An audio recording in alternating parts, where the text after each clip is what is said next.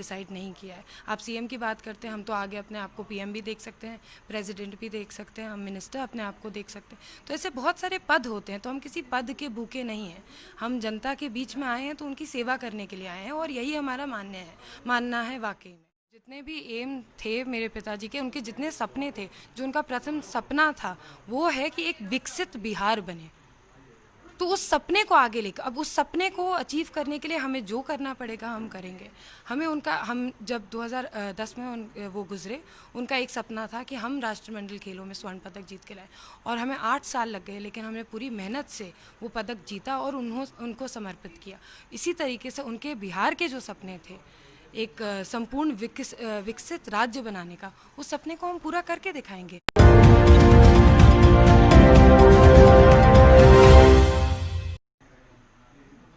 नमस्कार, मैं आशुतोष और इस वक्त हम बिहार के जमुई ज़िला में हैं और जमुई में एक हाई प्रोफाइल सीट हो गया है। जी हाँ, जो पूर्व सांसद दिग्विजय जी की पुत्री आपको श्रेयसी सिंह जी, आपने यहाँ से पर्चा भर दिया एमएलए का। आप नेशनल लेवल की शूटर रही हैं। कितना कंफर्ट जोन का आपका ये रहा कि पॉलिटिक्स में आना आपके लिए काफ़ी कंफर्टेबल है कि काफ़ी चैलेंजिंग है? आई थिंक काफ़ी कंफर्टेबल है। अगर आप मेरे पेरेंट्स की लेगेसी को देखेंगे तो हमेशा से राजनीति से जुड़े हुए, जब हम पैदा हुए तब हमारे फादर ऑलरेडी मिनिस्टर थे, तो डेफिनेटली राजनीति में राजनीति में एंटर होना मेरे लिए कोई अनकंफर्टेबल सिचुएशन नहीं था। अभी देश में आप देख रहे हैं जिस प्रकार की चर्चा है, नेपोटिज्म बड़ा चर्चा का विषय है, परिवारवाद। तो आप भी अब एक राजनीतिक परिवार से आती हैं, खेल में आप रहीं, लेकिन अब फिर आपने वही चीज़ चुन ली जो आपके पिताजी कर रहे थे। इसको आप कैसे डिफेंड करेंगी? देखिए, नेपोटिज्म तब होता है जब आपके पेरेंट्स रहते हुए अपने बच्चों को प्रमोट करने की कोशिश करते हैं। ये सच है कि हमारे पेरेंट्स पॉलिटिशियंस थे, लेकिन एक सच ये है कि हम खुद के बनाए हुए अपने हार्डवर्क, अपनी कैपेबिलिटी के वजह से एक शूटर है जिसने बिहार का नाम नेशनल लेवल पे और इंडिया का नाम इंटरनेशनल लेवल पे कमाया है। तो डेफिनेटली मेरी भी एक पहचान है, एक अस्तित्व है, और मेरे भी कुछ आइडियोलॉजीज है जिनको लेके हम आगे बढ़ रहे हैं। तो हमको नहीं लगता कि परिवारवाद का धब्बा हम पे लग सकता है। हमारे पिताजी तो अब गुजर गए, और हमारी माँ भी ऐसा नहीं है कि पॉलिटिक्स में अभी वर्तमान में सांसद है, नहीं है। भाजपा के भीतर रहकर आपको कितना कंफर्टेबल आप खुद को महसूस करेंगी, क्योंकि आपके पिताजी भी एक तरीके से सोशलिज्म की राजनीति कर रहे थे, और बीजेपी अभी तक माना जाता है वो एक ब्राह्मणिकल पार्टी है, एक तरीके से सारे समाजों के साथ, जैसा कि उत्तर प्रदेश में स्थिति को देख लीजिए, चाहे जो नेशनल लेवल पे एक डिस्कोर्स बना हुआ है, जो मुस्लिम्स है, जो दलित्स है, उस पर जहाँ जहाँ बीजेपी की गवर्नमेंट रहती है तो उस पर ज़्यादा अटैक होता है। जी, ऐसी आलोचना लगाई जाती है, लेकिन हमें लगता है कि ये सच नहीं है, और हम एक ऐसे प्रत्याशी बन सकते हैं, हम एक ऐसे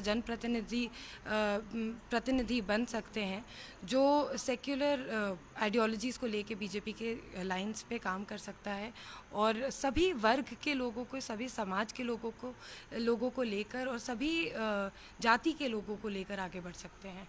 और हमको लगता है कि और ये चीज़ हमने अपने फादर से सीखी है, उनमें भी यही कैपेबिलिटी थी, और उनका जो डीएनए है वो हमें भी आया है। तो हम पूरी प्रयास करेंगे कि सभी लोगों को लेके, सभी वर्ग के, जाति के लोगों को लेके आगे बढ़ पाएँ। देखिए, आपने डीएनए शब्द का इस्तेमाल कर दिया तो उससे एक और नाम ध्यान में आया था, नीतीश कुमार जी। बिहार के प्रदेश के मुख्यमंत्री हैं। आपके पिताजी ने एक लोकतंत्र मोर्चा बनाया था 2009 में, कि जिसके कारण उनका एक ही एम था, किसी प्रकार से नीतीश कुमार जी को बिहार की गद्दी से उतार देना। एक तरह से उनका आखिरी सपना था। अब आप उस पार्टी में गई हैं जो कहता है कि नीतीश कुमार के नेतृत्व में हम चुनाव लड़ेंगे, नीतीश कुमार को चीफ मिनिस्टर बनाना है। एक 15 साल का कार्यकाल उनका हो गया।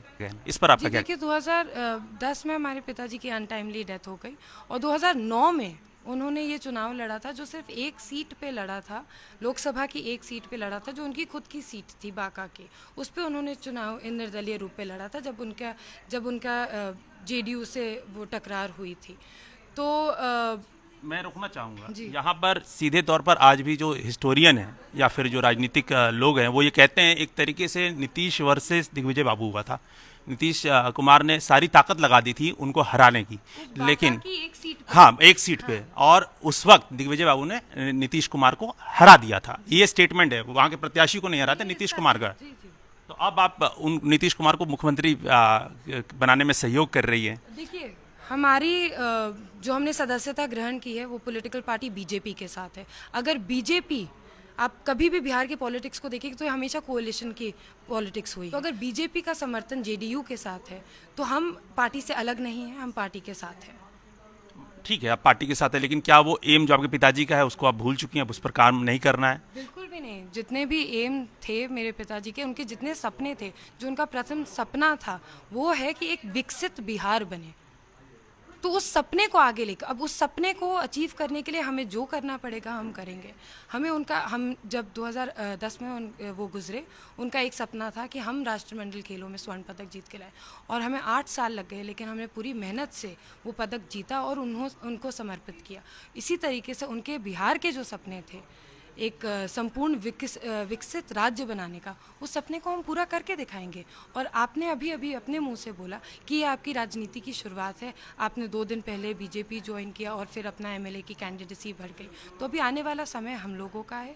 आने वाले समय अगर जनता हमको चुनती है और काम करने का मौका देती है तो आगे हम आगे काम करेंगे इन सभी चीज़ों को देखते हुए। देखिए, माना जाता है कि आने वाला दौर वुमेन पॉलिटिक्स का है, वुमेन की भागीदारी और बढ़ेगी, हालांकि बहुत चैलेंजिंग स्फेयर है। लेकिन आपके पिताजी ने क्या आपको सिर्फ ये सपना देखा होगा कि बेटी सिर्फ एक एमएलए बने, या आपने भी कोई बड़ा गोल रखा है कि आप बिहार की गद्दी में मुख्यमंत्री का एम भी आप रख रही हैं? ऐसा कोई लिमिट सेटिंग, एंड सेटिंग गोल नहीं है।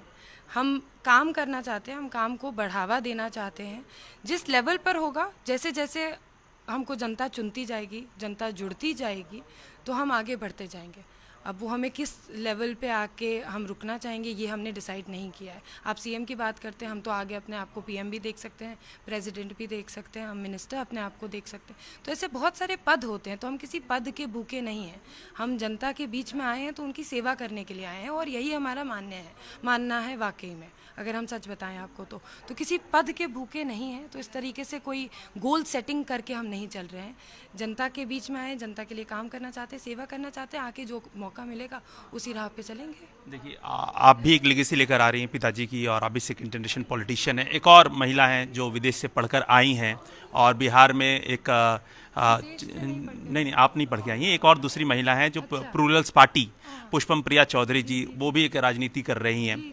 तो और वो एक बार में कहती है कि पूरे बिहार की राजनीति को बदल देना चाहती हैं, 30 ईयर्स और लॉकडाउन जैसी बातें करती हैं। उस पर आपका क्या कहना है?